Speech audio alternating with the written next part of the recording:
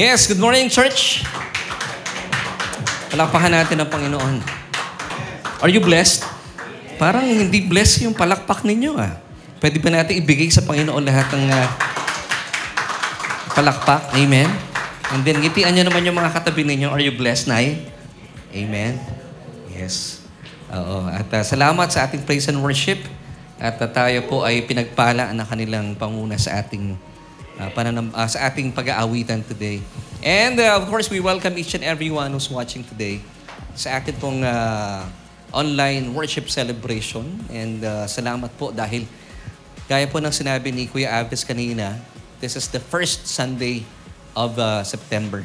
And ilang buwan na lang, tayo po ay talaga namang mag-aawitan na ng mga awiting pamasko. Yan. Kuya Aves, pwede ko ba makuha yung aparato ko dito? Nawala Oo. Ayan, kailangan ko yan. Yan. Nahanap ko Yan. So, mga kaibigan. Si Kuya Nat-Nat pala ako mga. Yes, good morning everyone. And welcome po sa ating pananambahan. Once again, this is Solution Grace Church and my name is Laverne Ducot. Alam niyo po, kagalahan ko po na kayo ay makasama. At ako po ay nalolombay pagka hindi po tayo nagsasama-sama pag araw ng Sunday. At purihin ang Panginoon dahil muli po, napaka-significant ng araw na ito. It's the first day of September. Nagkataon pang Sunday. Sarap At talagang ang bilis ng panahon. Parang katatapos lang ng birthday ko, July. Tapos hindi mo namamalayan, August, September. Then 2 months from now, we will be celebrating our 50th anniversary. Wow! Alam niyo po ba, para lang po sa kabatiran ng marami, we started itong ating ministry November 10, 2019. Panahon ng pandemya. It was a Sunday. This coming November, Sunday po papatak ang November 10. Eksakto mundong 5 taon. And please pray for us kasi ang ganda po ng ating programang inihahanda sa inyo. At dahil dyan, alam niyo po ba, meron kaming gagawin na special. At kasama dyan si Kuya Jetro. Naghahanda si Kuya Jetro para dun sa aming gagawin. Napapansin niyo ba si Jetro na nagpapapayat siya Dahil meron siyang gaganapan na isang testimonya. Kaya kung napapansin niyo, huwag kayo nagugulat kay Jetro. Bakit ka pumapayat? This is for the anniversary. So, tinotone niya lang yung kanya mga laman for the anniversary. And mga kaibigan, we would like to invite you to join us every Sunday. Tayo po ay located sa ground floor ng Tia Maria's Sarao Building, CV Star Avenue, Pamplona 2, Las Piñas City. And today, ang ganda ng pag-uusapan natin, since first day ng buwan, alamin po natin, pagpapatuloy natin yung mga tinalahin natin last Sunday, alamin natin patuloy kung gaano po kabuti ang Diyos sa ating buhay. Kasi ito po napaka-importante. So, excited na po ba kayo to listen to the Word of God? Amen. Thank you, Ate Jackie. Are you excited to listen to the Word of God? Amen. Amen. So, sige po, let's pray. Aba, once again, we thank you dahil kami po ay dinaho mo sa aming sambahan sa iyong tahanan. Salamat dahil kami po ay makakatanggap na naman ng salita na sabihan sa amin po mga kaluluwa ay magpapamangha. Dalayan ko po na ito po ay maging maayos at malinaw ko mailahad at maipahayag ang iyong salita na siyang pupukaw, Panginoon. Hindi lang sa aming mga espiritu, kundi sa aming kaluluwa. At magkakaroon po ito ng magandang epekto, kapahayagan sa aming mga katawan. Purihin ka, O Diyos. Kayo po ang siya maitaas at ang iyong salita, Panginoon, ay magbibigay ng papuri sa iyong bugtong na anak na si Jesus. Ito po ang aming panalangin. Amen at amen.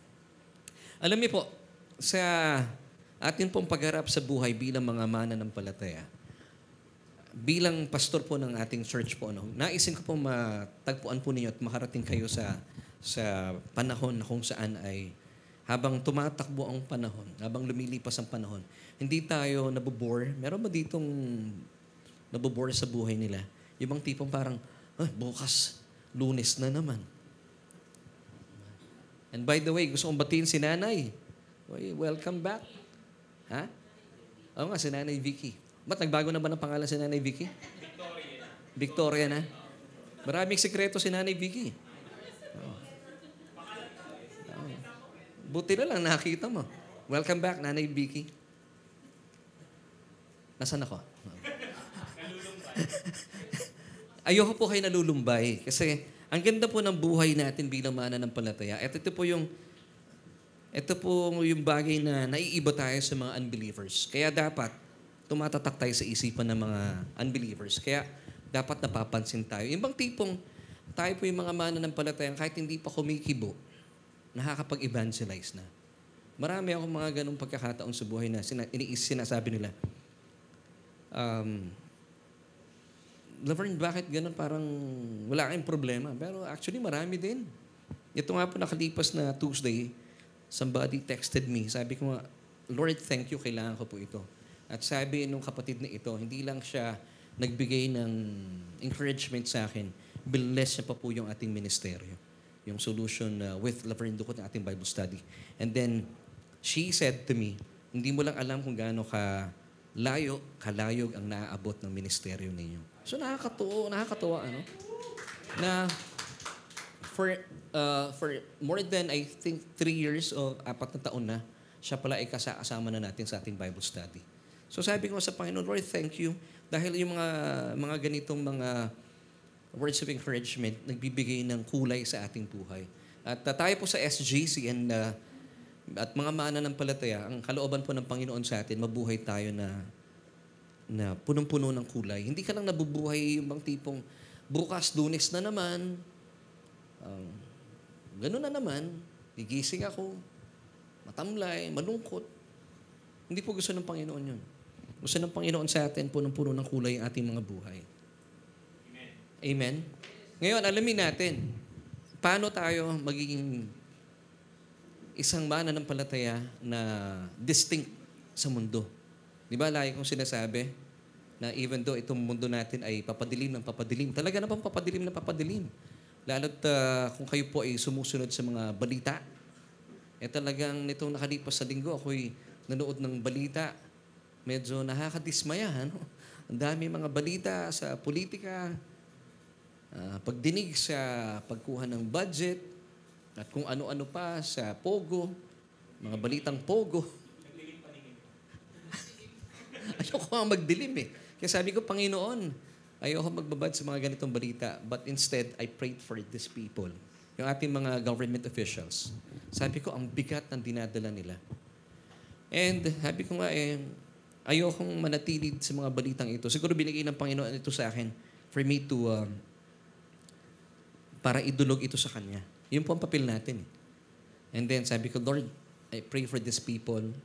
Aming Vice Presidente, aming Presidente especially, si President BBM. Let's pray for him. Mabigat ang kanyang kinakaharap. And let's pray also sa iba pa nating mga kinaharap sa bansa, sa Kongreso, sa Senado. Dami.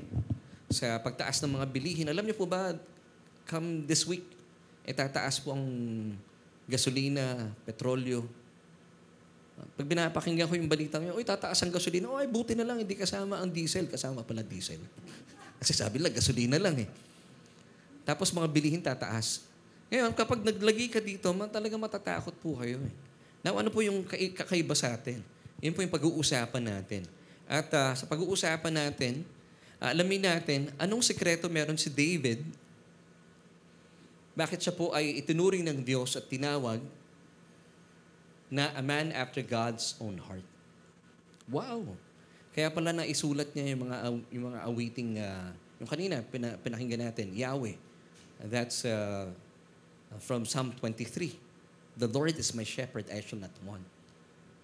Marami po mga awiting isinulat si Haring David. So alamin natin, bakit kaya siya itinuring ng Biblia according to Acts chapter 13, verse 22. And when he had removed him, yung him po dito si Saul. Dahil nagkasala po siya sa Diyos, God raised up David to be the king. Of him he testified and said, I have found David the son of Jesse, a man after my own heart, conforming to my will and purposes, who will do all my will. Alam niyo po, itong mga katagang ito ay unang sinambit ni Propeta Samuel kay Saul nung siya po ay nagkasala.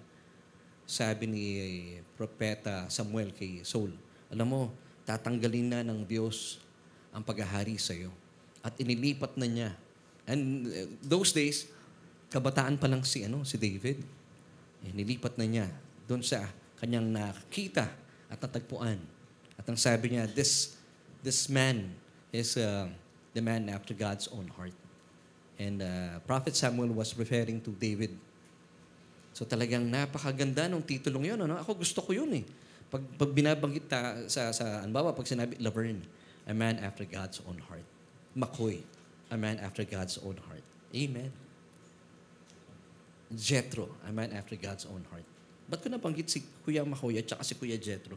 May kinalaman sila sa isa't isa. Oo. Abangan nyo yan. Abangan nyo yan. Magkasing size. Albert, a man after God's own heart. Amen. So alamin natin bakit po kaya, ano yung titulong ito na ibinigay ng Diyos kay David? Ako gusto ko yun. Junix, a man after God's own heart. Gusto niyo po ba yun? Ed, a man after God's own heart. Pwede din po sa babae yun. Amen. So, ano yung sekreto meron si David? So, ang ating pag-uusapan today, it's entitled, Think Big, Dream Bigger, because we are serving a limitless God. Amen. Ito po ay preparation for the anniversary. Gusto ko po kayong dalhin sa napakagandang at makasaysayang mga patutuo kung saan ay naisin po ng Diyos sa atin ay maranasan po natin ang buhay na punong-puno ng mga inaabangan. Di ba tayo, kapag meron tayong inaabangan sa bawat araw, na-excite tayo. Kagaya ngayon, di ba, sabi ko sa inyo, September, October, November, December, 3 months to go. Talaga naman, si Sir Jose Marichan ay sumisilip na. Kanina nakita ko pati sa... Grabe. Ang dami na talaga. Pero alam niyo, nagbibigay din po ng kagalakan na pag nakikita ko talaga si Sir Jose Marichan, yung awitin niya talaga ay punong-puno ng yung Christmas spirit eh, di ba? So pag may inaabangan ka, ang saya. And then, meron pa tayong aabangan. Yung anniversary natin on November 10. Pag may inaabangan ka, hindi boring ang buhay. Pero pag wala kang inaabangan, yung paulit-ulit lang, nakaka-bore. So ayaw po ng Panginoon sa atin. Alam niyo, biblis po kayong tatandaan nun. Pero kapag marami kang inaabangan, ay talaga namang punong-puno ng buhay ang inyong buhay. Amen? Amen. So ang ating pong question for today is this. Who are the people that God can use? Sino-sino yung mga taong pwedeng gamitin o gustong gamitin ng Diyos? So once again, ang ating pong key verse, it's found in Acts 13:22. Na itinuring po ng Diyos si David, a man after his own heart. Wow, this is really amazing na itinangi niya po si David. Sa lahat po ng mga propeta, mga Bible characters, si David po ang sinabihan lang ng Diyos. At alamin po natin, anong sikreto meron si David na pwede nating malaman? Hindi pwedeng puro Victoria lang ng maraming sikreto. Si David meron din. Pero ito po ay ilalantad niya sa atin sa pamagitan ng salita mismo ng Panginoon. So I'll be giving you 3 reasons bakit po kaya si David ay a man after God's own heart. Meron pa mga theologians na nagsasabi kung bakit daw po malapit at parehas ng puso ng Diyos itong si David. Dahil kapag sabi ng ibang mga theologians, kasi pag nagkakasala si David, mabilis siyang humingi ng tawad. Wala kayong mababasang ganun. Although, marami talagang sablay si King David. Hindi pa siya king, meron na siya mga sablay. Pero wala kang mababasa na yun ang dahilan. Of course, si David, and marami po sa mga Bible characters in the Old, na kapag nagkakamali, mabilis din silang humingi ng patawad. Pero hindi po yun ang main reason why he was called by God a man after his own heart. Hindi po yun ang dahilan. So I'll be giving you 3 reasons why did God regard King David as a man after his own heart. So the first one is, King David had the revelation of God's goodness, faithfulness, and love. Wow. So, siya po ay nagkaroon ng kapahayagan. Sino po nagbigay ng kapahayagan ito? Ang Diyos mismo. Di ba naalala niyo po yung ating paghahanda mula sa mga pag-aaral nito last 2 Sundays ago na ang Diyos po muna ang kumakalinga sa atin. Yung John chapter 4, remember yung babae na siya po ang kinatagpo ng Panginoon. Hindi po tayo humahanap sa Diyos, hindi naman nawawala ang Diyos eh. Tayo nawawala. Kaya kinatagpo tayo ng Panginoon. And then last Sunday, we talked about yung babae na dinala ng mga pariseo at mga eskriba sa Panginoon at ayon sa kanila, nahuli nila sa akto ng pangangalunya. Pero walang kasamang lalaki. Ang alam kong adultery may kasamang lalaki. Di ba? So mukha yung babaeng ito ay na-set up. Pero paano po nagkaroon ng true transformation sa buhay ng babaeng ito? When he received the gift of no condemnation from Jesus himself. Sabi niya, "Where are those accusers of yours?" Sabi ng babae. Wala na po sila. "Neither I." Sabi niya, hindi rin kita kukondinahin. Go and sin no more. So when you receive the gift of no condemnation, true transformation will really happen. Amen. And today, alamin natin kung bakit po nagkaroon ng masidhing pagnanasa itong si David. Pagnanasa na kung saan ay gusto niyang gawin ang kalooban ng kanyang Diyos na si Yahweh. Bakit kaya gano'n na lang katindi si David? At bakit nagkaroon siya ng sobrang puso sa paglilingkod sa Panginoon? Alam nyo, meron pa mga relihiyon sa ngayon, mga kapatid nating Kristiyano, they would say na pag daw nagpupuri sa Panginoon, hindi daw tinatanggap ng Diyos yung sumasayaw, yung tumatalon. Meron ako mga ganong mga bashings na natanggap before, na tayo daw ay gumagawa ng mga kantang mabilis, hindi daw yan kalugod-lugod sa harapan ng Panginoon. But would you believe? Wala pong sinasabing ganon ang Biblia. Alam niyo po ba yung panganay na anak sa prodigal son, nung siya po ipapalapit sa kanilang tahanan, dahil nandun na po yung kanyang bunsong kapatid, at naggawa po ng party yung tatay. Alam niyo, from afar, napakinggan po niya yung sayawan. Hindi yung music, ha. Pag binalikan niya po yung kasaysayan. Then I heard dancing. Paano mo maririnig yung dancing? So, ibig sabihin, nagkakalabugan sila doon. Now, sa atin pong church, natural po, kapag kayo po yung nagkaroon ng kapahayagan ng pag-ibig, kabutihan, at katapatan ng Diyos. Gaya ni King David, kapag siya po ay nagpupuri sa Panginoon, hindi lang siya nakatayo. Nung ako po ay dati wala pa sa biyaya, pag nagpupuri ako, ganyan lang. Nakatago pa nga. Si King David, tingnan niyo po when you have the revelation of God's goodness, faithfulness, and love, sabi ng 2 Samuel chapter 6, verse 14, then David danced before the Lord. Hindi lang siya basta sumayaw. Hindi ba yan? Ganyan lang yung sayaw. With all his might. Meron bang sayaw na with all his might na? Hindi. Pag with all his might, talagang bigay na bigay. And David was wearing a linen ephod. Wow.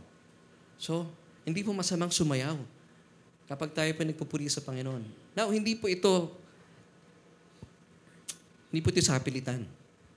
Ito po yung nangyayari lamang po sa mga taong, sa mga mananampalatayang may kapahayagan, kagaya ni David, ng pag-ibig, katapatan, at ng kadakilaan ng Diyos. Kaya tayo po may mga revelation ng biyaya ng Panginoon. Hindi po mahirap sa ating itaas ang kamay.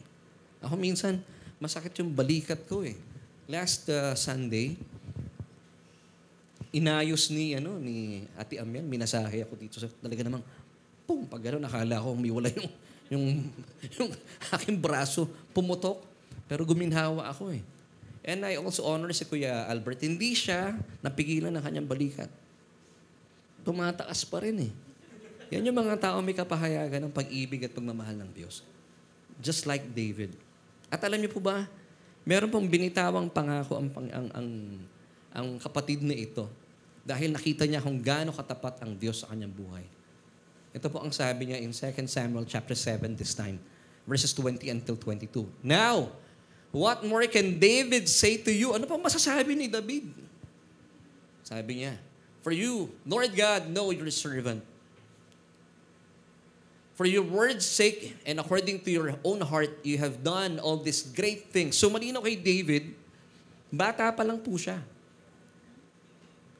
Bilang pastol, alam niya, ang kanyang Diyos, pastol din. Tayo po bilang mga mananampalataya, we are part of a universal church. When you became a born-again Christian, you became part of the universal church. Now, sino po yung ating chief shepherd? Si Jesus. So talagang dikit na dikit ang puso ng Panginoon at ng kanyang Diyos. Pastol. Si David, pastol din po ang pagkalinga niya sa Diyos. Di ba? Psalm 23, the Lord is my shepherd. And then, alam niya kung paano po yung mga matitinding ginawa ng Diyos sa kanyang buhay. To make your servant know them. Then verse 22, therefore you are great, O Lord, for there is none like you, nor is there any God besides you, according to all that we have heard with our ears. So mahalaga, meron silang napapakinggan. Kaya pala importante po nakakapakinig tayo ng salita ng Panginoon. So paano po mapasok ang pananampalataya? Faith comes by, not just once, and hearing by the word of Christ. So si David, kaya pala kumapal ang kanyang pananampalataya at pagkakilala sa Diyos is because, sabi niya dito, marami siya napapakinggan, mabubuting bagay sa Diyos. So once again, faith comes by hearing, and hearing by the word of God. Akala po natin, nung araw akala ko rin One time, sabi ko dun sa aking mentor, sabi ko gusto kong lumakas ang pananampalataya ko kay Lord. Sabi nung mentor ko, alam mo, huwag ka basta-basta nagpipray na ganyan. Kasi pag humingi ka ng lakas ng pananampalataya sa Diyos, bibigyan ka ng maraming problema ng Diyos. Binawi ko yung prayer ko kay Lord. Sabi ko, Lord, okay na ako dito.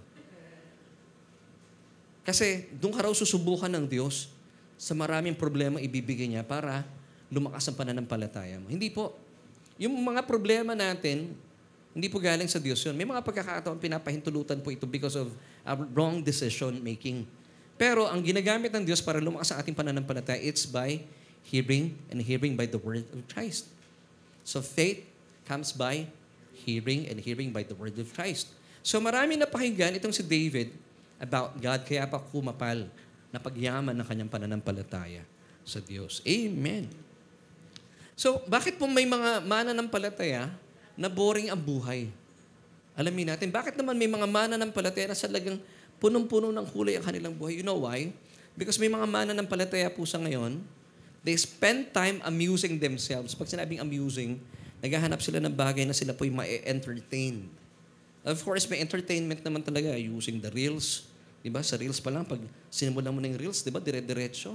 Talaga, pag umaga, pag nakikita ko, nahagis ko na yung cellphone ko, wala akong magawa Pero hindi healthy, Or Facebook or television, wala namang masama. Pero yung amusement na ito is just, it gives you temporary relief lang pag may problema ka. Nood ka ng mga television shows o kaya sa YouTube. This is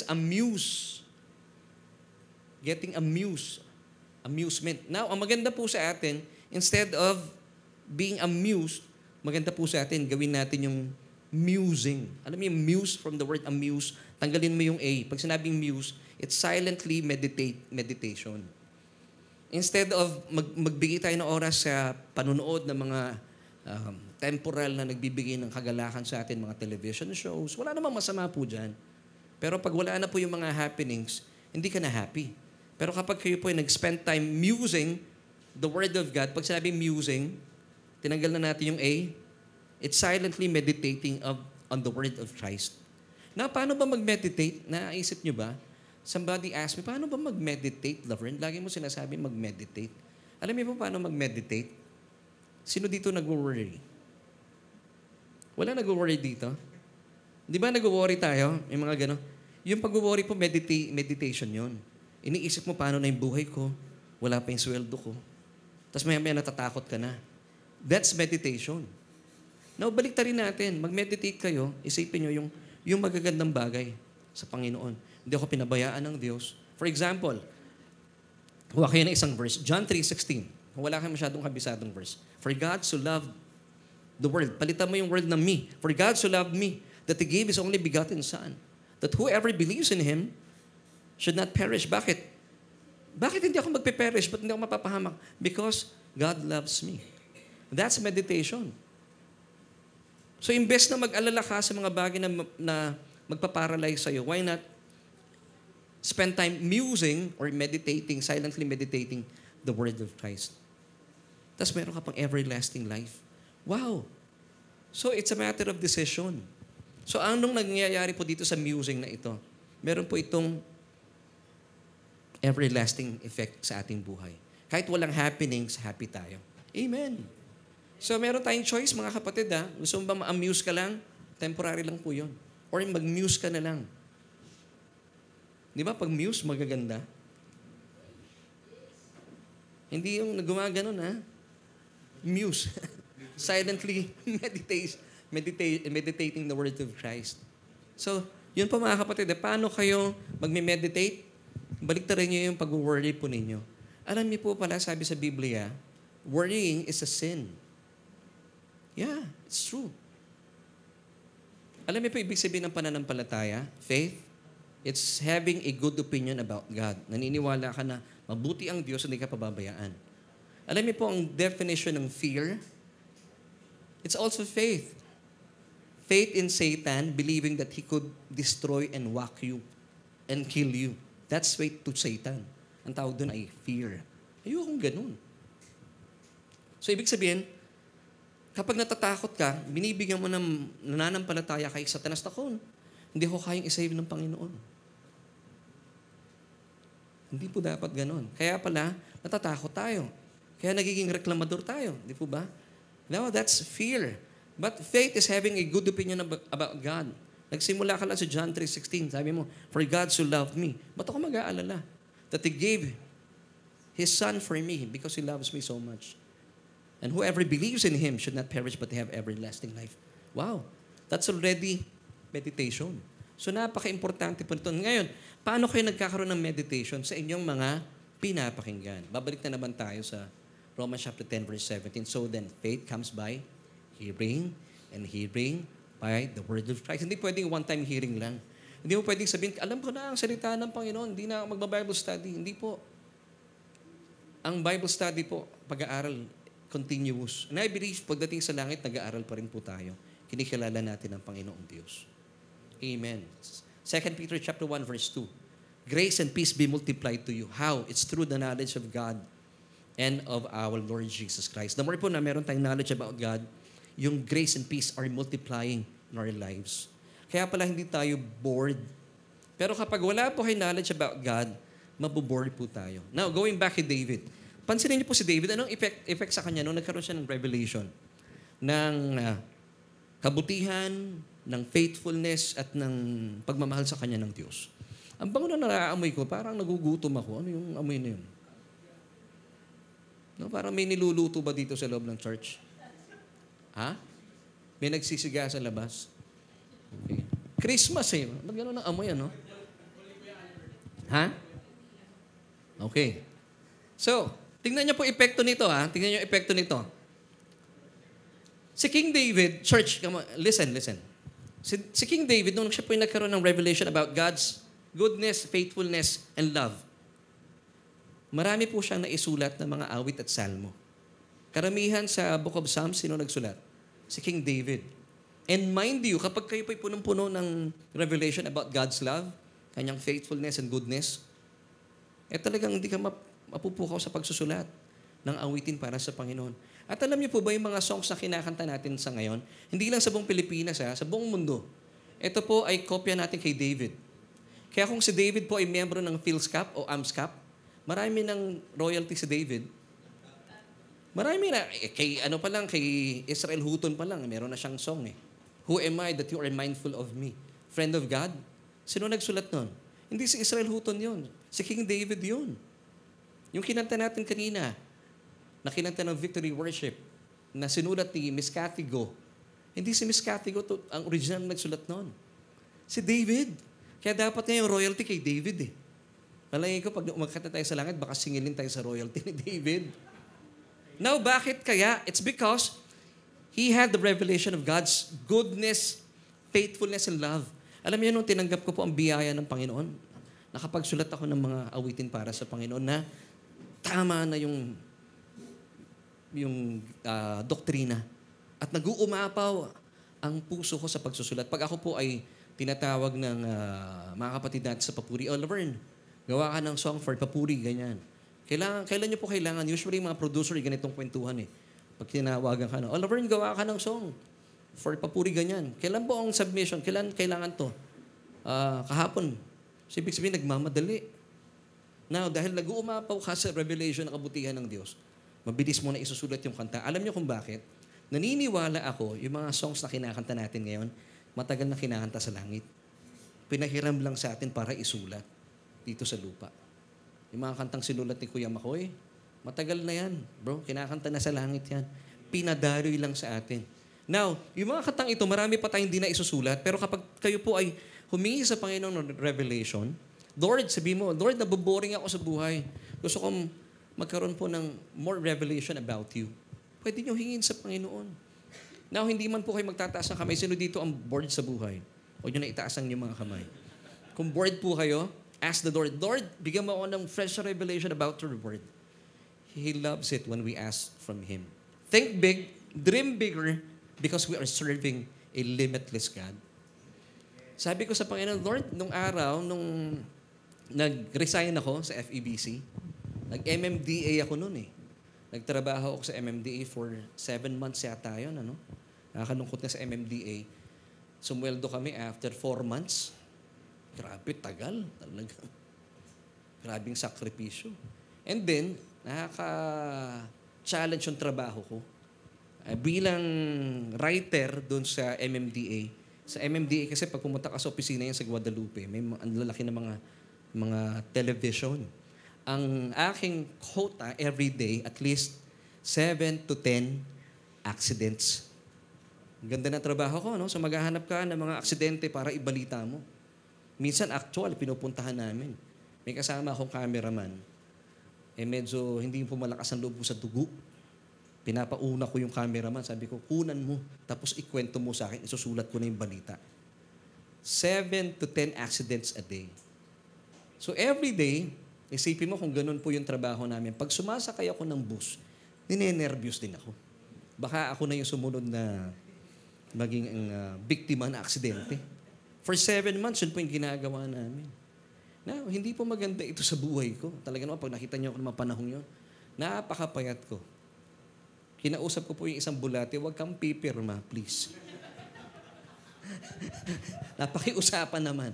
Sabi ni Joy, isang bulate na lang hindi pumipirma sa'yo. Pero, mga kapatid, tingnan niyo po kung ano yung pinapasok natin sa ating isipan, nagkakaroon ng epekto sa ating buhay. But once again, going back to David, nung siya po yung nagkaroon ng kapahayagan, ng katapatan, kabutihan at pag-ibig sa kanya ng Diyos, nakasulat siya ng maraming awitin. And every time na mayroong praise and worship sa kanilang lugar, talaga naman, siya po ay, pag nagpupuri siya, hindi siya basta nagpupuri lang. Sumasayaw pa sa kagalahan, sa kabutihan ng Diyos. Dahil meron siyang kapahayagan. Hindi lang basta mabuti ang Diyos, hindi lang siya basta tapat, mahal na mahal pa siya ng Diyos. At alam niyo po, dahil sa kapahayagang ito, meron siyang ipinangako sa Diyos na kanya pong sinabi ito. At mababasa natin dito muna tayo. In Romans chapter 2, verse 4. Yung kabutihan ng Diyos led him to repentance. Kaya siya nakagawa ng maraming awitin at salmong na isulat dahil ito pong epekto. Panginoon, hindi magkasya sa puso ko ang nilalaman ng iyong kabutihan. Gagawa ko na awitin para sa inyo. Amen, church? Kaya po yung mga kapatid natin dito sa praise and worship, alam ko darating ang panahon. Dahil dumadami na rin ang kapahayagan ni Brother Junix. Darating ang panahon, kakanta rin yan dito. Amen. Wala kang magagawa eh. Diba? Kung tayo nga, umaawit tayo sa labas eh. Sa mundo eh. Lalo pa kaya sa Diyos. Amen. Ang audience natin, isa. Pero yung atin pong pinaglalagakan na ating papuri, ang Diyos na nagmamahal sa atin. Amen. Kaya po hindi na pahirapan sa atin ng magtaas ng kamay. Kaya mga kapatid, I would encourage you, dating kayo maaga para sabay-sabay tayong magpuri sa Panginoon. You're missing a lot pag hindi po kayo nakakapagpuri sa Panginoon. Amen. So that's the good part. God's goodness led David to repentance. At ang mga maganda nangyari, nakapagsulat siya ng maraming songs. At pag siya po yung nagpuri sa Panginoon, talaga namang all out itong haring ito. Hari siya, Wala siyang pakialam sa katabi niya. He was dancing with all his might. Hindi po yung mga ganun lang. May usong sayaw ngayon, talagang hindi ko maintindihan. Yung mabagal. Maybe this time. Grabe. Iba talaga mga pauso ng mundo ngayon. No? Hindi ko nga, sino magsasample? Hindi ko makakuha yun eh. So this is the first one. So David had the revelation of God's goodness, faithfulness, and love. Ikalawa, why did God regard King David as a man after his own heart? Number 2, King David sought a place for God. Sabi niya, hindi ako matatahimik, hindi ako makakatulog pag hindi kita ipinagawa ng isang napakagandang templo. Wow. So hindi po nagkasya si King David since he had the revelation of God's goodness, faithfulness, and love. Sabi niya, hindi ako magiging nonchalant, passive Christian. Hindi. Sabi niya, ito po ang pangako niya sa kanyang sarili at pangako niya sa Diyos. Psalm 132 verses 3 to 5. Surely I will not go into the chamber of my house or go up to the comfort of my bed. I will not give sleep to my eyes or slumber to my eyelids until I find place for the Lord, a dwelling place for the mighty one of Jacob. Basahin natin sa Tagalog, maganda po ito. Hindi ako uuwi, nangako ako na hindi hihimlay hanggat si Yahweh ay wala pang lugar na matitirahan. Isang templong laan sa makapangyarihang Diyos na Jacob. So dito po nakita natin, no? Whenever you receive a revelation from God, like King David, kaya pala siya itinuring ng Diyos a man after his own heart. Hindi ka na magpupuri sa Panginoon with all your might. Kanina kasi minagmamasdan ko kayong kanta natin ng bilis eh. Ano yung song natin kanina? Kaya ano yung song kanina? Hindi yung mabilis. This is the day the Lord made. Parang hindi bumabagay, ano? Parang yung maybe this time, hindi rin bagay yung sayaw eh. Yung maybe, balad eh, tapos yung sayaw, pumipitik eh. Parang hindi ko ganon din sa, this is the day that the Lord. I pray, church, you ask the Lord for a revelation. Kasi pag kayo po yung merong kapahayagan ng pag-ibig at pagmamahal sa inyo ng Diyos, umi-intro pa lang ang praise and worship. Talaga namang, hindi na tayo magkamayaw na sumasayaw dito. Baka nagkalat na yung mga silya dito. Yun po ang panalangin ko for the church. Ito po ay kapahayagan. I would like you to pray for it. Masarap pong umawit at magpuri sa Panginoon na sumasayaw. Pangalawa, nakasulat ng maraming kanta si David. Nakasulat siya ng salmo, mababasa natin sa Bible. Ikatlo, sabi niya, hindi ako magkakasya na magpupuri lang ako, gagawa ako ng song. Gusto ko itang ipagawa ng tahanan. Amen. Isang napakagandang tahanan. Sabi niya, hindi ako makakahimlay pag hindi kita ginawa ng tahanan.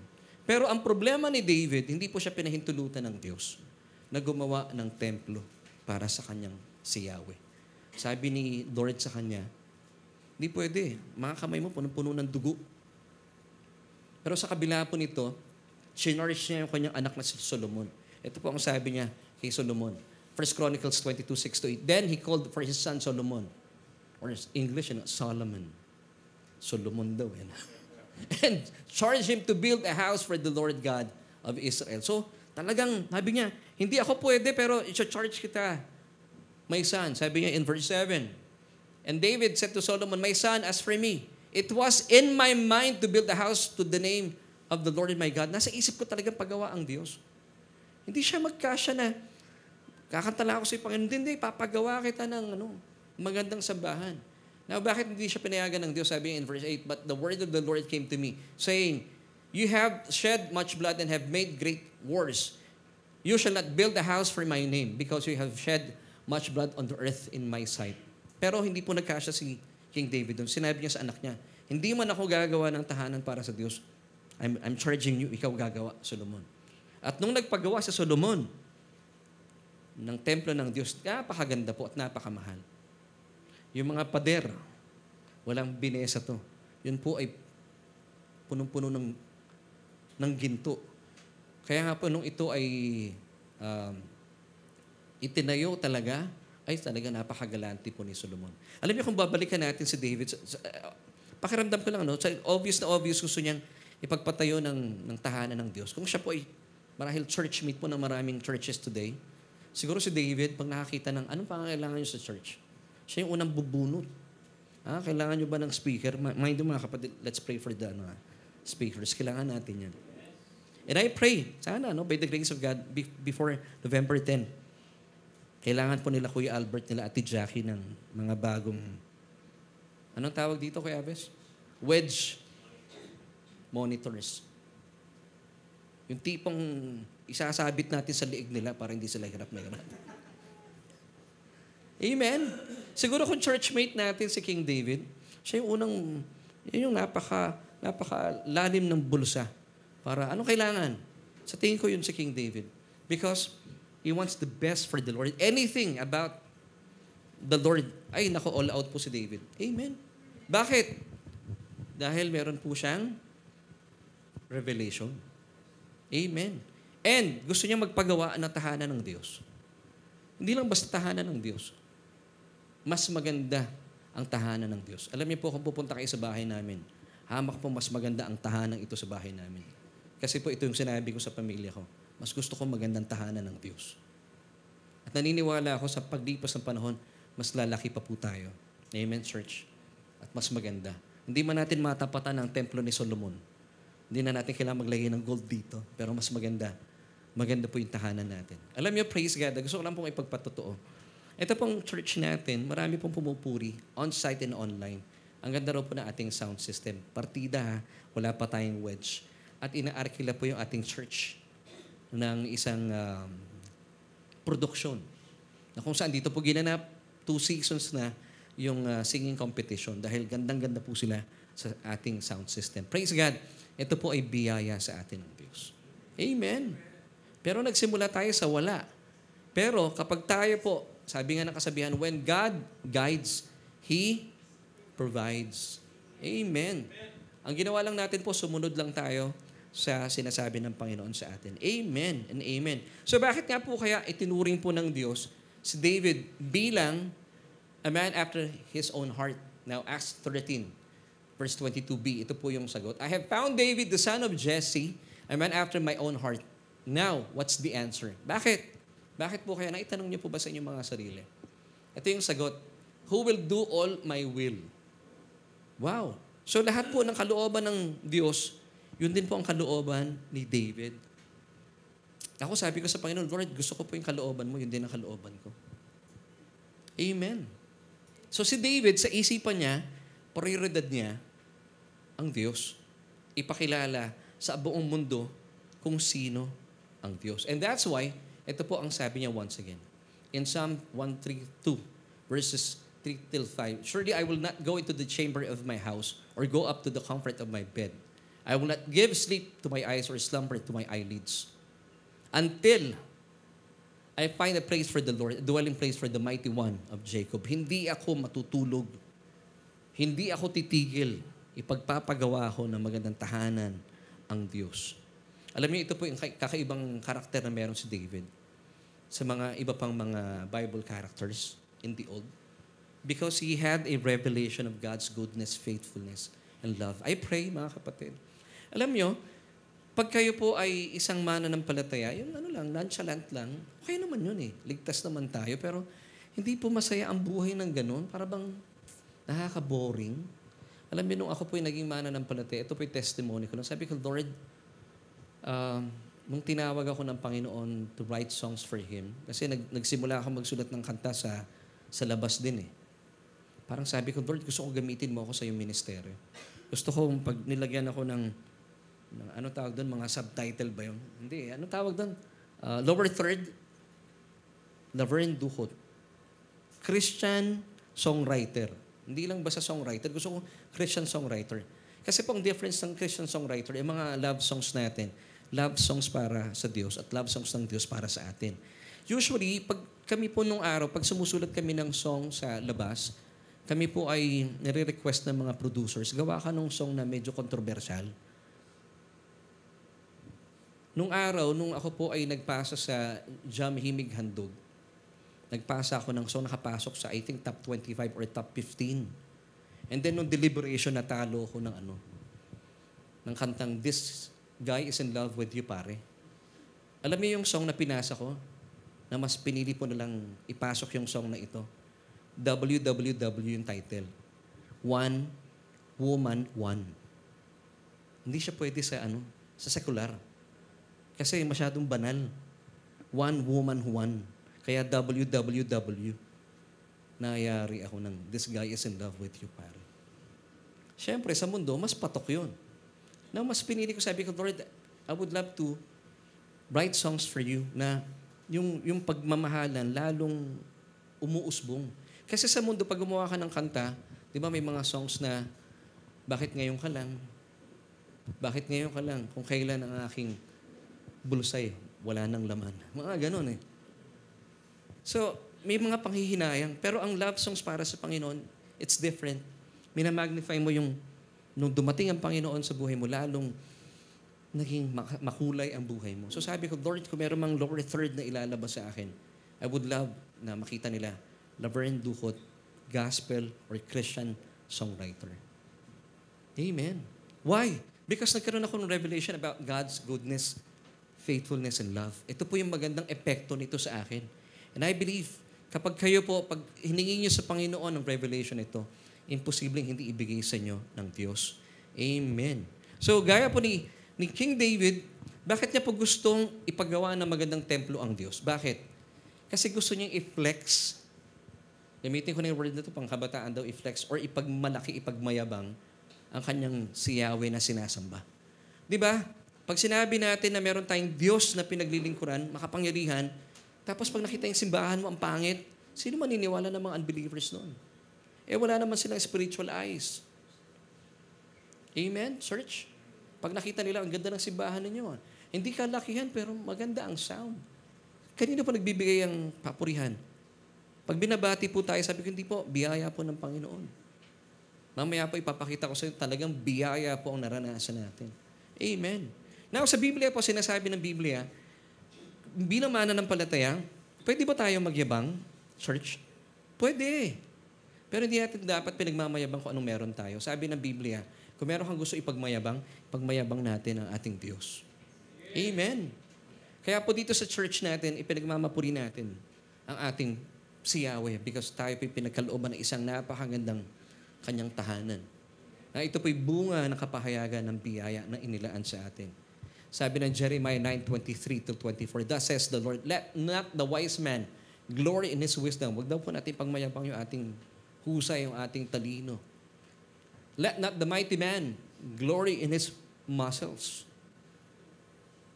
Nor let the rich man glory in his riches. Wag daw pong ganun. Verse 24 tells us, but let him who glories glory in this, that he understands and knows me, that I am the Lord exercising loving kindness, judgment, and righteousness in the earth. For in this I delight, says the Lord.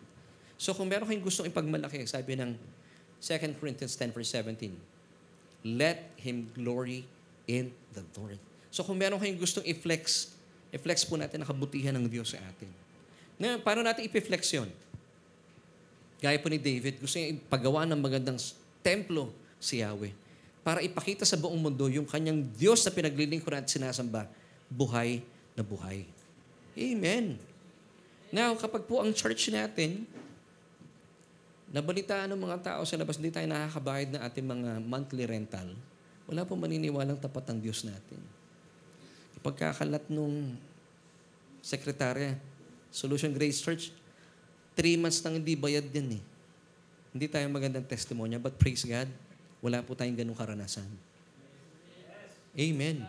Bayad tayo on time. All because of God's grace. Amen. Amen, church. So, gusto ko pong pagpasalamat sa inyo. Salamat po for believing in our ministry. Salamat po sa inyong pagbibigay for being our partners in the gospel, in spreading the gospel of Jesus Christ. Kasi po ang inyong pagbibigay ay napakalaking tulong po. Hindi po ito napupunta sa bulsa ni Mr. Ducot. Hindi po. Pansin niyo naman, damit ko pa ulit-ulit lang. Iba ko lang pagsuot. Last Sunday, suot ko siya pag ganyan. Next Sunday po, pabaliktad na yan para hindi halata. Ayan po yung napupunta sa gawain ng Panginoon at ginagamit din po natin for evangelism din. Amen. Pambayad din po ng ating mga kuryente. Dahil pag tayo po'y naputulan, hindi tayo pwedeng pumunta sa Meralco. at tumapat sa kahera, I am the righteousness of God in Christ Jesus. Hindi pwede yun. Sabi ng kahera, ha? Nakita niyo na yung pusang itim sa Facebook? Ha? Ganon. Gaganon po yung kahera sa atin. Amen. So, hindi pwede. Kailangan meron po silang nakikitang pambayad sa atin. So, let's go back to our question. Who are the people that God can use? Alam niyo po, God loves everyone. Pero, ito pong katotohanan na, church siya, sabi ng John 3:16, for God so loved the world, God loves everyone. Wala pong doubt yun. Wala na po tayong pag-uusapan doon. And even sa 2 Peter chapter 3, verse 9, tayo po in Ephesians 1, verse 6, we are carried to or accepted in the beloved. So, pinaburang ka na, minamahal ka pa ng Diyos. Pero alam niyo po ba, may mga sadyang anak ang Diyos na kanyang tinatangi, iniibig. Ako gusto ko po yun. Yung tipong hindi ka lang love ni Lord, like ka pa ni Lord. Kasi lahat po tayo love ni Lord eh. Pero kagaya po ni David, si David po, like siya. Yung pong word na like, di ba parang ganito, hindi natin may pagkakailan. Halimbawa, marami kayong anak. Hindi nyo man sinasabi sa inyong mga anak na meron kayong paborito. Di ba? May ganun eh. At umingiti si Ate Jackie. Of course, di naman natin sasabihin sa mga anak natin yon. Alam niyo sino yung mga gusto ninyong anak? Ito yung masarap utusan. Kasi let's face it, no? Meron mga anak na pag inuutusan natin, nagiging paniki. Familiar ka doon? Pag, anak, bili ka naman ganyan, sabihin sa anak mo, ba't ako? Nagiging paniki. Minsan, ayaw mo kausap yung batang yun. Kasi ang napaka-reklamador. Now, ganoon din po sa mga anak ng Diyos. May mga, of course, lahat ng anak natin, mahal natin. Ganoon din po ang Diyos. Pero meron siyang, hindi lang basta love, like din. Let's face it. Si David po, hindi lang siya, alam niya mahal siya ng Diyos. At alam din po niya na iniibig siya ng Diyos. Like. Yung love po kasi sa Tagalog ay mahal. Minamahal. Love. Yung like, iniibig. Kaya di ba sinasabi natin, mga kalalakihan, pag nanliligaw tayo, nung sinabi ko kay Mrs. di ba nung nagsasalita siya, ginano ko yung labi. Hindi lang kita minamahal. Iniibig pa kita, habi sa akin. Oh. May lumabas dito, bumalik eh.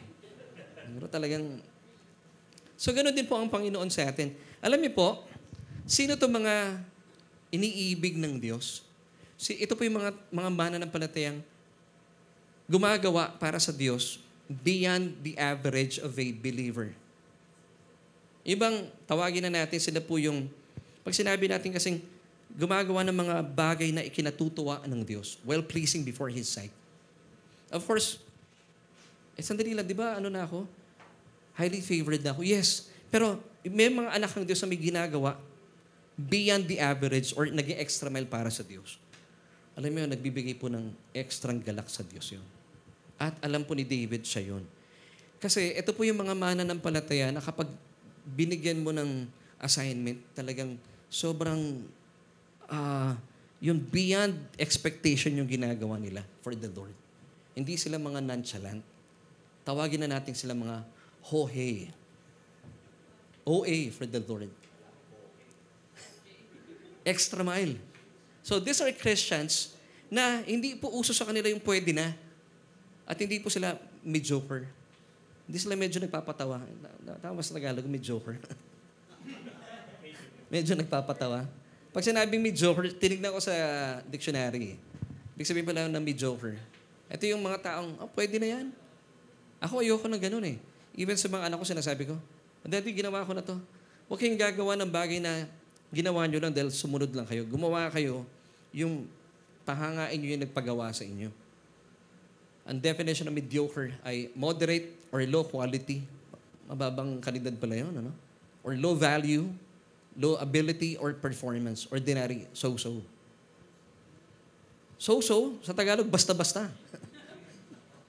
Yung bang ginawa mo na ito, basta-basta, hindi po. Ayoko rin nung pwede na eh. Kaya nung araw nung pandemya, sabi ni Ave sa akin, Daddy, gagawa kaming kanta ni Gab. Sabi ko, sige, gumawa ng kanta. Sabi ko, ba't ganyan? Anak, huwag naman ganyan. Parang Hindi pwede na. Dapat paghusayan natin. Alam ni Aves yun, alam din ni Aryan. Hindi pwede yung so-so. In Tagalog, basta-basta. Hindi pwede na. So gusto ng Panginoon, nag-extra mile. Amen. So ito po yung mga taong, gaya ni David, nag-extra mile para sa Panginoon. Hindi lang siya yung, alam niya, ligtas siya. Pero hindi siya nagkasya na magsulat lang ng songs, magpuri na, nagsasayaw. Because he had the revelation of God's goodness, faithfulness, and love. Ninasa po niya, hindi siya nagnais lang nagnasa, desire na. Nagkaroon siya ng pagnanasa. Even though, naku, hindi ako pinapahintulutan ng Diyos na gawa siya ng templo. Pero nung lumabas ang kanyang anak kay Bathsheba na si Solomon, sinabi niya kay Solomon, hindi ako pwedeng gumawa ng templo, ikaw ang magpagawa, pagandahin mo yan. So ito po yung mga mananampalatayang extra mile sa Diyos. Hindi po siya nanatiling ligtas lang. Hari. Lord, hari na ako eh. Si King David, hari na eh. Hindi siya nanatiling gano'n. Pero gusto kong gumawa ng mga bagay beyond the average believer could do. Ako po, nung naging mananampalataya ako, sabi ko, Lord, kung magpapastor ako, gusto ko, magpipreach ako yung tipong talagang mabubuksan ang isipan ng mga maraming tao. Yung tipong hindi po pinipreach ang pangkaraniwan. Yun po ang desire ko talaga. And I want to teach people. Yun ang desire ko. And I've asked this from the Lord. And I believe binigay ng Panginoon sa akin to.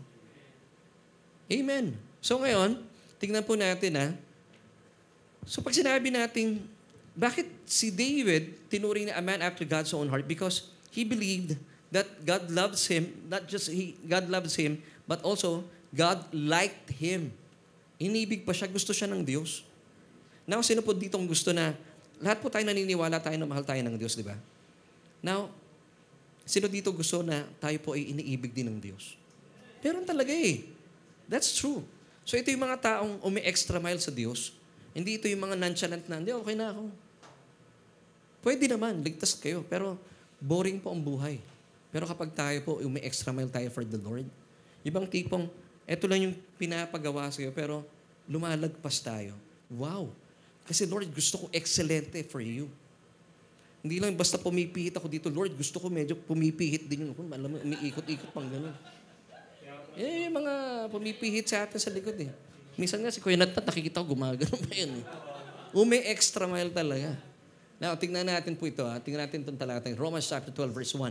I beseech you therefore, brethren, by the mercies of God, that you present your bodies a living sacrifice, holy, acceptable to God. Now, take note of this word acceptable.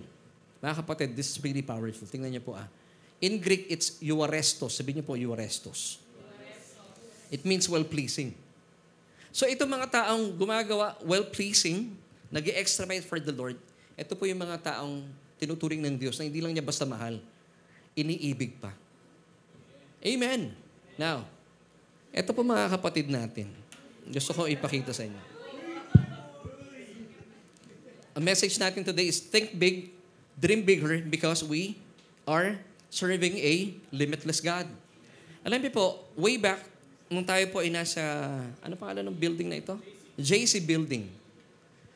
Sayang, wala si Kuya Eman At saka si Kuya Natnat, kita niyo po. Alam niyo, ito mga kapatid nating ito, when we started, napakalit po ng lugar natin. Napakalit po talaga. Ibang tipong pa nagpipreach ako, yung nasa harapan ko kawawa. Ibang tipong talagang, akala mo kagagaling lang umiyak pagkatapos ng preaching ko. Talagang basang-basa yung mukha. Ganun po kami kalapit sa isa't isa. Ito pa mga batang ito, itong mga kapatid nating ito. Sabi ko sa kanila, salamat sa inyong paglilingkod. Wala pa po tayong gamit na ganito, hindi tayo makapag-Facebook Live. And even though ang gamit po nila, yung mga ganitong aparato, liliit ng gamit natin. Alam nyo, hindi po naging balakid sa kanila na gawin nila yung kanilang trabaho. Buong pag-iingat po nilang pinipihit yung mga aparato, kahit maliliit yan. Maliliit to. Ito po yung hinanap ni Aves para makapag-broadcast tayo. Pero wala akong nakitang reklamo kay Kuya Natnat at saka kay Kuya Eman. Pastor, ang liit nito eh. At saka maliit pa lang naman tayo eh. Wala po silang ganung mindset. Sabi ko sa kanila, huwag niyong isipin na maliit ang church. Dapat ang mindset natin, Isanay nyo ng pumihit na as if ang pinipihit nyo ay malalaki na aparato. Dahil ang mindset natin dapat, papalaki po tayo. And praise God, hindi po nagkulang ang Diyos. After ilang buwan, tayo po ay pinalipat sa church na ito. Nakabili tayo ng mga gamit. At dumami pa yung ating mga kapatid na pumipihit. Amen. Salamat sa kanila. Nadagdagan tayo. Si Ate Ina, nandiyan na. Si Ate Amiel, si Jetro, na nagpapapayat dahil meron tayong gagawin na production sa anniversary. Sino pa ba nakita natin dyan? May bago tayo kasama, si Ashley. Amen. Kita niyo po ano? So itong, for the glory of God, wala akong narinig na reklamo sa mga kapatid na ito. Liit na aparato. No? Pero ngayon, pinipihit po nila, ibang klase na. Ito nagsimula. Pwede naman nilang sabihin sa akin, Pastor, ang liliit naman ito. Dali-dali lang gawin yan. Ganun. Hindi sila umaalis sa post nila. Nakaupo sila doon. Balik ko lang yung picture. Kanina. Nandun sila. Oh. Nandun lang silang dalawa.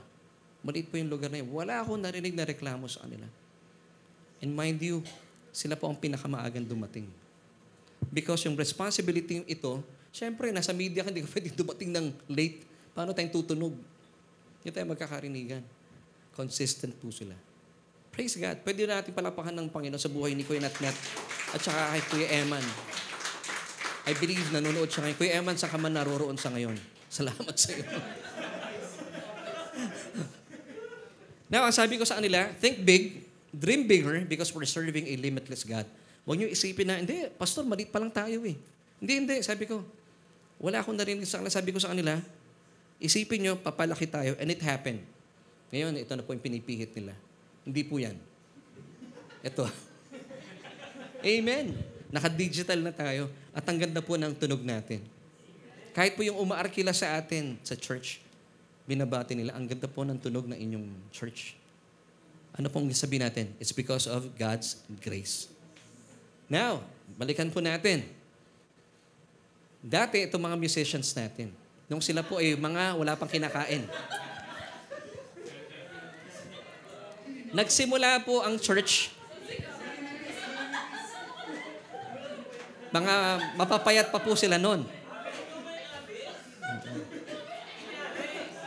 Church, yung gitara pong yan ay pinahiram sa atin. Wala tayong gamit eh. Kasi nung lumipat po ang church, ang pera lang natin is 4,000 pesos. Yung bass guitar, sira po yan. Pinahiram lang sa atin. And then, pinahiram tayo ng kahon ni Gab. So, pansinin niyo po, kahit po hindi makatayo si Gab niyan, pumupunta pa rin siya sa church. Tanya naman ha? Pero alam niyo, sabi ko sa kanila, mga anak, wala akong narinig na reklamo sa kanila. Sabi ko, pag kayo'y tutugtog sa Panginoon, isipin niyo kayo tumutugtog sa isang napakalaking lugar. It's because we're doing this for the glory of God. So every Sunday, andun po yan, manghihiram kami ng gitara. Kita niyo naman yung mga kable natin, nakaangat pang ganon. Kailangan dumikit dun sa pagsasaksakan. At di ka dapat gumalaw doon kasi pag natanggal yan, mawawala yung tunog. Alam niyo yung kilos mong ganon? Minsan di ako pa nagbe-bass eh, kasi walang bayista. Tapos mamaya ako na rin magbibigay ng sermon. Ganun po kami nag-start. Now, no, sabi ko sa kanila, think big, dream bigger because we're serving a limitless God. Huwag niyo isipin na maliit tayo. Never ko sinasabi sa kanila yun. Hindi tayo maliit, tayo papalaking church. At darating ang panahon, kako, sabi ko sa kanila, tumugtog kayo as if kasi laki ng CCF ang church natin. Ganon po katindi ang pananampalataya ko by the glory of God. And it happened. Tingnan niyo po ito. Just last year, ito po mga kapatid natin ito. Si Gab, si Arian at saka si Aves, tumugtog po sila sa CCF main. Papuri sa Panginoon. Now, bakit? Because hindi sila nag-isip ng maliit. Ang tinitingnan nila, wala silang reklamo.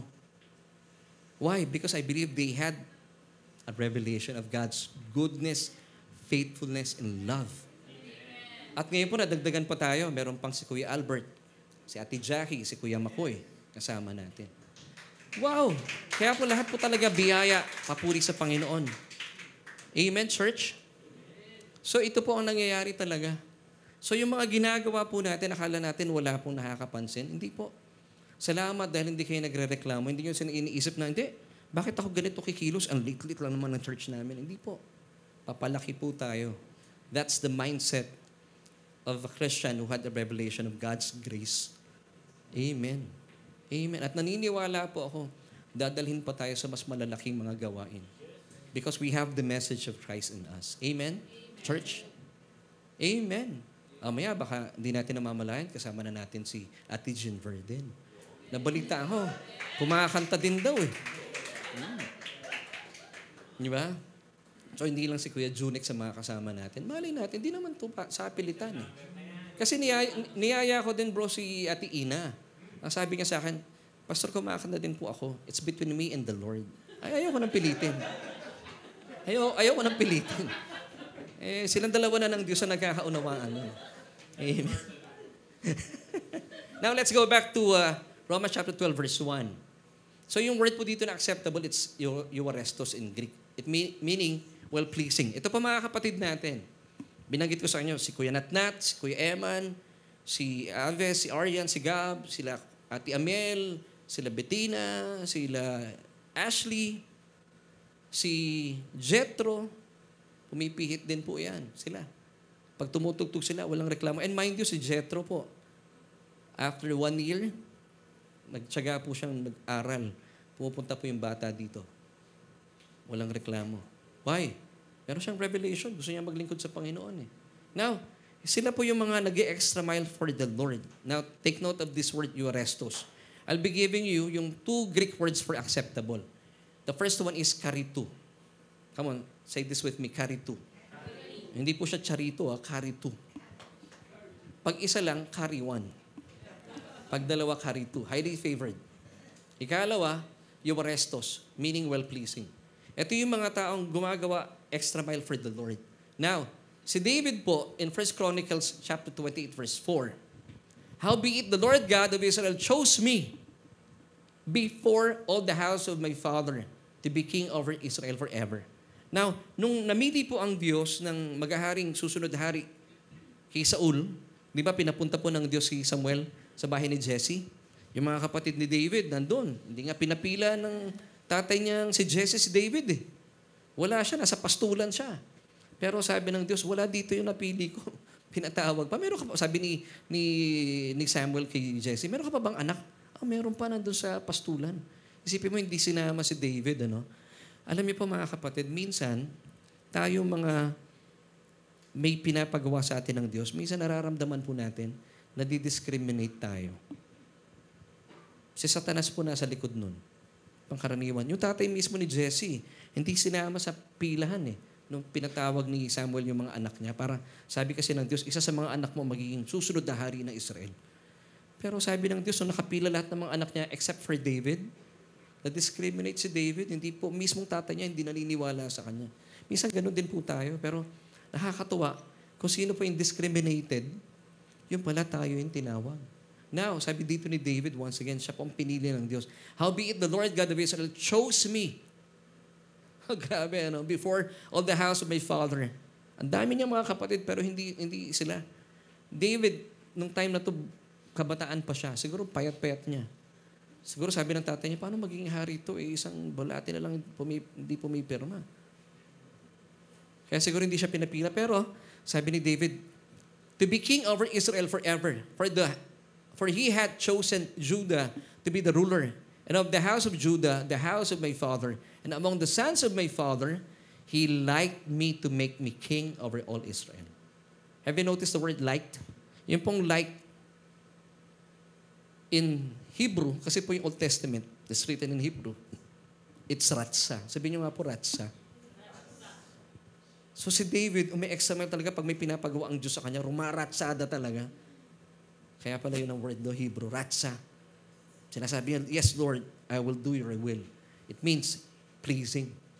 So, alam ni David na siya ay love ng Diyos, ni Yahweh.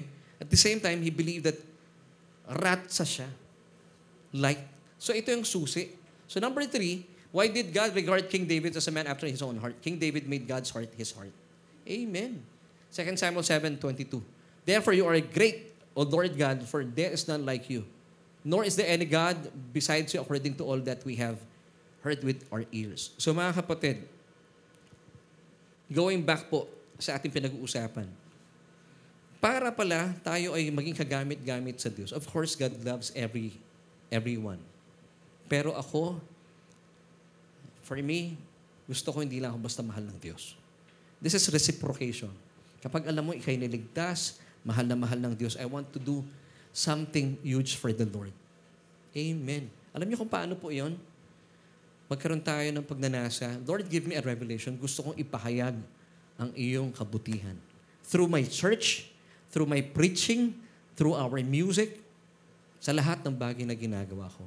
Gusto ko itang i-flex because I believe napakabuti mong Diyos. Amen. So sabi ko, Lord, alam kong hindi mo lang ako love, like mo rin ako.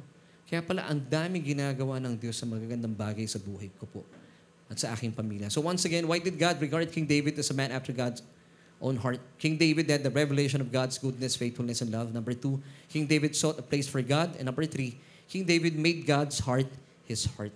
So yung puso ng Diyos, yung kalooban ng Diyos, yun din po ang kalooban ni David. That's why God regarded him as the man after his own heart. Amen and amen. So ang puso po natin as we will be celebrating our 5th anniversary come November 10, pinakamainam po. Let's have this extra mile. Ibahagi po natin ang pag-ibig ng Panginoon sa ibang tao. Para meron tayong mga inaampangan na mga magagandang bagay sa buhay natin. Para hindi tayo nabobore. Amen? Payag ba kayo pagising nyo bukas, gano'n na naman ang buhay nyo? Ako ayoko ng gano'n. Gusto ko makulay. Amen, church? So let's go back to our question. Who are the people that God can use? Ito po yung ating solution. Simple lang po ang sagot. Christians who are very much willing to go the extra mile for the Lord. So, kung sa tingin nyo, ba't kaya hindi ako ginagamit ng Panginoon? It's because baka po wala kayong pagnanasa to go the extra mile. Well, basically, hindi naman po talaga magkakaroon po tayo ng pagnanasa to go the extra mile without any revelation from God. So I pray, siguro po ang tanong natin, paano kung magkakaroon ng revelation from God? Why not ask the Lord? Kami po ako personally, I pray. And I also encourage you, mga kapatid, yung pong trabaho natin every single day, paulit-ulit lang yan eh. Mabobore po tayo dyan talaga. Pero once na tinanong mo ang Panginoon, Lord, give me a fresh revelation. At kapag nakatanggap kayo ng mga bagong kapahayagan, kung gaano po kabuti, katapat, at mapagmahal ng Diyos sa inyong buhay, ihigitan mo po ang mga ginawa ni David at gagamitin ka ng Diyos. Amen. Amen. Now, sabi nga po ng kasabihan, I would like to leave you this truth to think about. Where God guides, He provides. Alam niyo po, sabi ng Philippians 4:19, as we end, and my God shall supply all your need according to His riches and glory by Christ Jesus. Dito ako magtatapos. Church, at sa mga nanonood sa atin online, kapag may pinapagawa po sa inyo ang Diyos, opportunity po ito. Kasi gusto niya, happy ka. Gusto niya, joyful ka. Kaya nga po ako yung misis ko, binigyan ko ng bagong pangalan. Kasi kitang-kita ko sa buhay niya, hindi siya bored. Kaya ang tawag ko sa kanya ngayon, siya pong aking si Joy Joy. Yan ang tawagan namin. Kasi tawag niya sa akin, Bogart eh.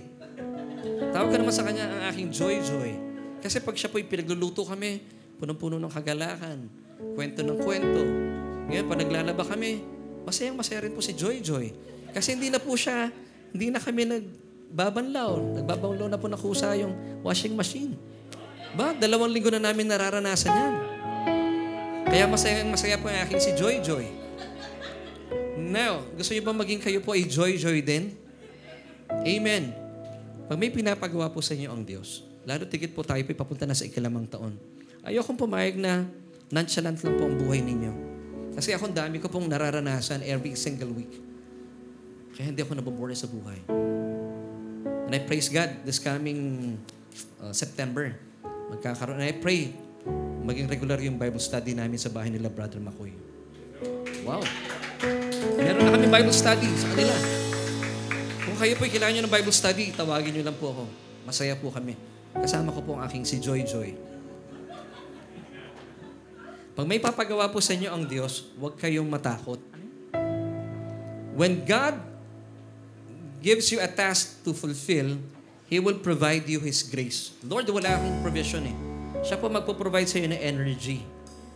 Provision. Kasi nga, where God guides, He provides. Huwag kayong problema doon. Kapag galing sa Diyos, meron pong provision.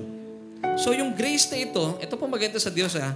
Pag naisagawa mo yung assignment o yung task na pinapagawa sa iyo ng Diyos, na siya rin po nag-provide ng grace, ganito po kabuti ang Diyos. Yung ginawa mo, na siya naman ang nag-provide, may nakalaang gantimpala. Wow, ganun po ang Diyos natin. Tingnan niyo po ito last verse natin. Hebrews 11 verse 6. But without faith, it is impossible to please God. For he who comes to God must believe that He is, and that He is a rewarder of those who diligently seek Him. So I would like to invite the church. Sabihin natin sa Panginoon, Lord, if you're willing, church, use me. Siguro po ito yung prayer natin as we come closer sa ating anniversary. Kasi papunta na po tayo sa ika-6 na taon. At gusto ko po, di ba ang panalangin ko po before the year ends, magkaroon tayong 2 services.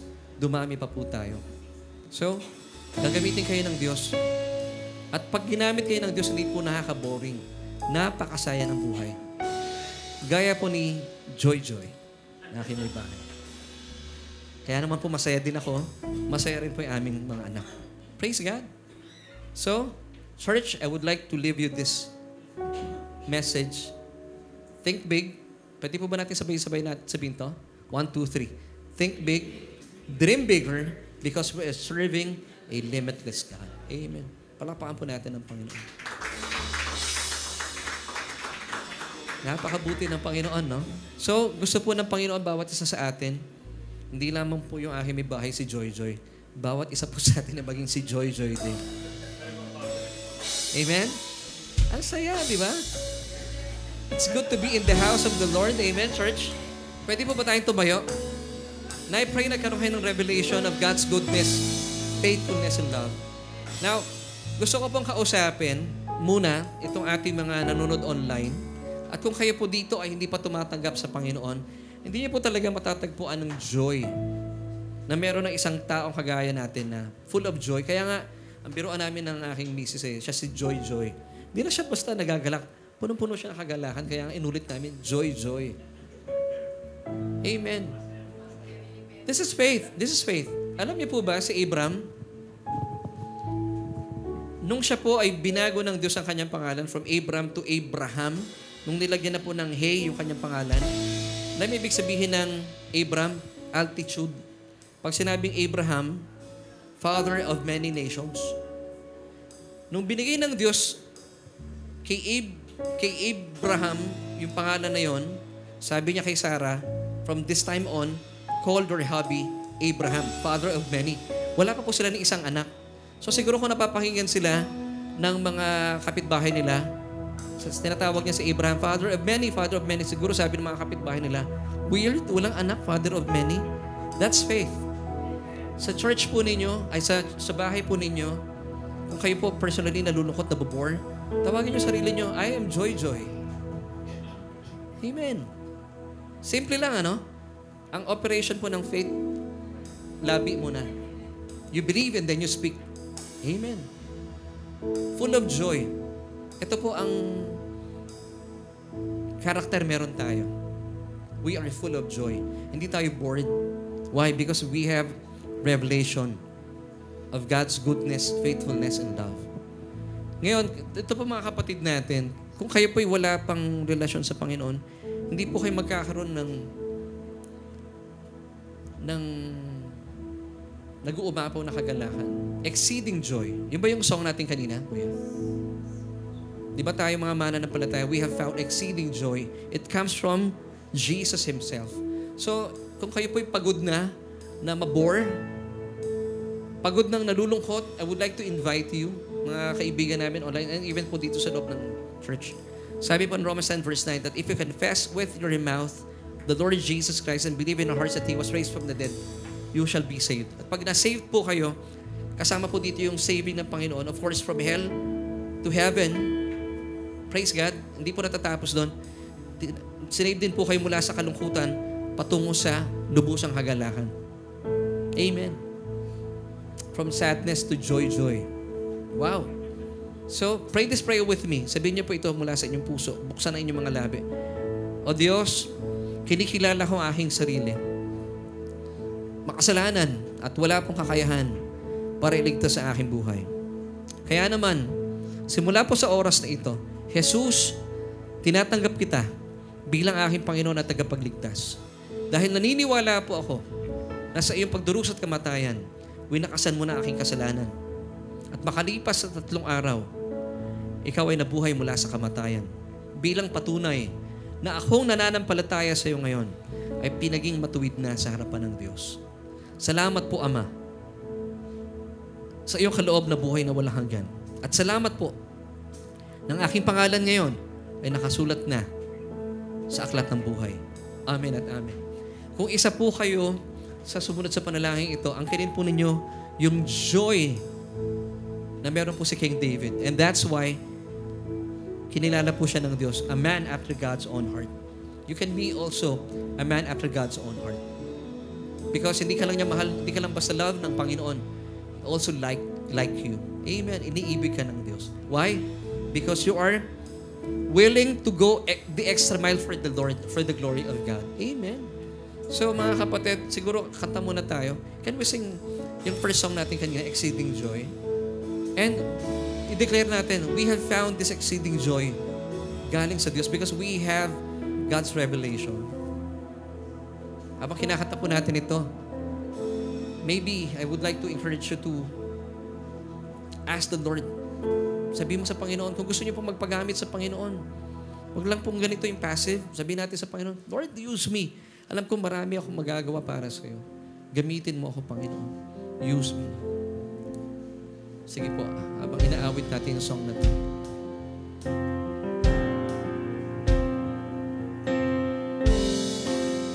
I found exceeding joy.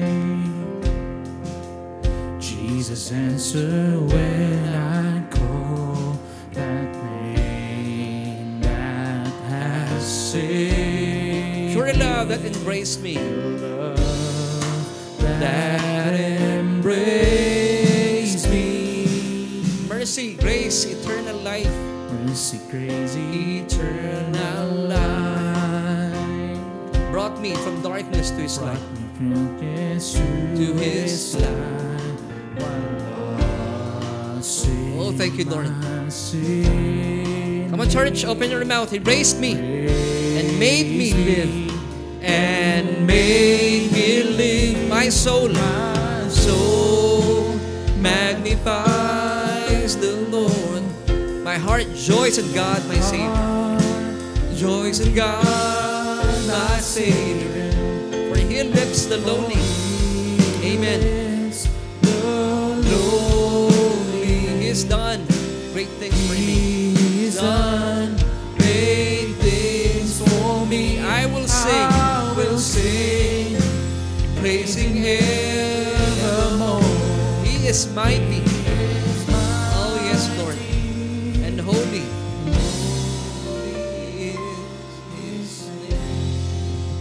Church, ito po yung susi talaga sa boredom. I believe kung kayo po ay tunay na mananampalataya, wala pong puwang ang boredom sa buhay. Because you have found exceeding joy. God wants you hindi lang happy, but joyful pa. Amen. So,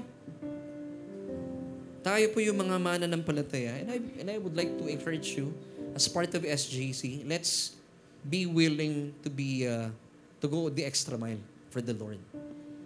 Wag lang yung ganyan lang. Marami pa pong gagawin ng Diyos sa atin before He comes again for us. Nakikita ko po sa inyong mga mukha. Gagamitin kayo ng Panginoon. Laverne, matanda na ako. Hindi po. Si Abraham, matanda na, ginamit pa. Si Moses, may edad na, ginamit pa. Amen. And I believe before the Lord will come back again, gagamitin pa po tayo ng Panginoon. Ibig sabihin, papalakasin pa po tayo. And receive it. Yung pong aura ninyo, magbabago yan. And magbabago ang buhay natin. Once na magkaroon po tayo ng desire to go the extra mile for God. Pero kung hindi naman, kung okay na po kayo sa buhay ninyo, Hindi po kayo pipilitin ng Diyos. But I would love to encourage you. Mga kapatid, masarap po maglingkod sa Panginoon. Magtawag pa tayo. Magbitbit pa tayo. Ngayon, kung nabitbit na kayo dito, huwag na po kayong umalis. Manatili po tayo. At magsama pa ng mas marami. Dahil masarap po ang ligtas at magsama pa ng mga maliligtas. Wow! Why? Because we have found exceeding joy. Amen. And that's why your soul is magnifying the goodness of the Lord. Kaya hindi nawawala yung ngiti sa ating mga labi. And I would like to pray for you. Sa mga kapatid po natin na nagnanasa, na gusto nyong bigyan pa kayo ng marami kapahayagan ng Panginoon. God loves it when you ask from Him. O Diyos, Aba, papasalamat po kami for your wonderful message na kung saan ay talaga naman, Panginoon, hindi mo lang kami mahal, iniibig pa. Gaya po ni King David. At gaya po ni King David, we also want to be a man after your own heart. Lord, gusto po namin, for those kapatiran po na narito ngayon, who are willing to go the extra mile for you. Panginoon, alam kong pinagpala nyo na po sila. Pero Panginoon, Lord, give them fresh revelation para anuman po yung mga boredom na nararanasan po ng bawat isa, matigil na po ito. Lord, we believe that napakakulay po na aming buhay para sa inyo. Hindi po pa ulit-ulit ang aming buhay because Lord, napakaganda po ng mga inilalaan mo sa amin in the future. Even though dadadagdagan na aming mga edad, pero Panginoon, that's just a number. Pero Panginoon, mas marami pang mga makasaysayan na gagawin ka sa aming mga buhay. Kaya naman, mararanasan namin ang nanalaga ng kalusugan because Lord, marami pa kaming gagawin for you. And we are so much willing to do the things beyond an average believer can do. Panginoon, ayaw namin maging average lang yung gagawin namin for you. Gusto namin, it's beyond the average of what a believer can do for you. Lord, use me. Come on, church. Kung kayo po isa sa mga gustong paggamit sa Panginoon, open your mouth. Sabihin niyo, Lord, use me. Panginoon, naririnig mo po at nababasa mo ang puso ng bawat isa. We believe, Panginoon, na marami pa kaming gagawin for your glory. So, Lord, as we are in preparation for our 50th year anniversary, come November 10, 2024. Panginoon, alam ko maggagamitin mo ang bawat isa po dito sa amin. Magtatawag pa kami, mag-i-invite pa kami na aming mga kaibigan, mga kamag-anakan to come to church. Lord, because Lord, you will be using these people, itong mga anak mo. Salamat po, salamat. Dahil marami kaming aabangang mabubuting bagay mula sa inyo. Salamat po, Panginoon. At kayo po ang Diyos na matapat sa kanyang pangako at nagmamahal sa amin. Purihin ka, O Diyos. At lahat, Panginoon, ang pangangailangan ng bawat isa na narito, inaakin po namin, ito po ay kinatagpo mo na. Even, Lord, yung mga karamdaman na meron po sa ngayon, in the name of Jesus, ito po kumakalat na mpox or monkeypox, in the name of Jesus, hindi po ito makakalapit sa iyong mga anak. As you promised in Psalm 91 verse 7. Thank you, Father God. Thank you, Holy Spirit, for this wonderful revelation. And thank you, Lord Jesus, for making this possible because of what you have done on the cross. Salamat sa iyo, Panginoon, and this we pray. In Jesus' name, lahat po tayo magsabi ng Amen and Amen. Thank you, church. See you next Sunday. Okay. Sige po, makakaupo na tayo. It's time to give.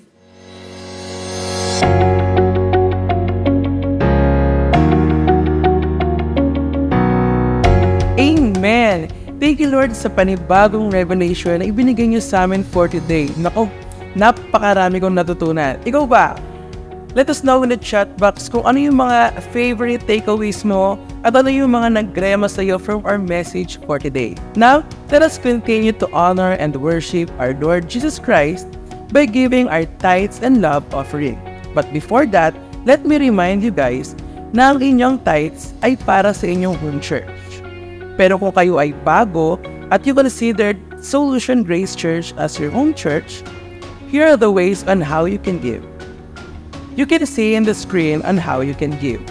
pwede nyo kunin ang aming account number, or kung nasa ibang bansa kayo, nasa labas kayo ng Pilipinas, pwede nyo i-scan ang QR code ng aming bank account. Thank you for being a faithful tither and a generous giver. As we give our tithes and offering to the Lord, let me pray for you. Heavenly Father, we thank you that we can give to you. In this form of giving our tithes and offering, we honor and worship you. We believe that this is not about us, but you alone. And I declare blessings and favors on us today and in the coming days and weeks. In Jesus' mighty name, amen. Thank you for joining us today on our Sunday online worship celebration. Ako po si Eman, and we hope to see you next week. Keep this in mind. You are greatly blessed, highly favored, and deeply loved by God.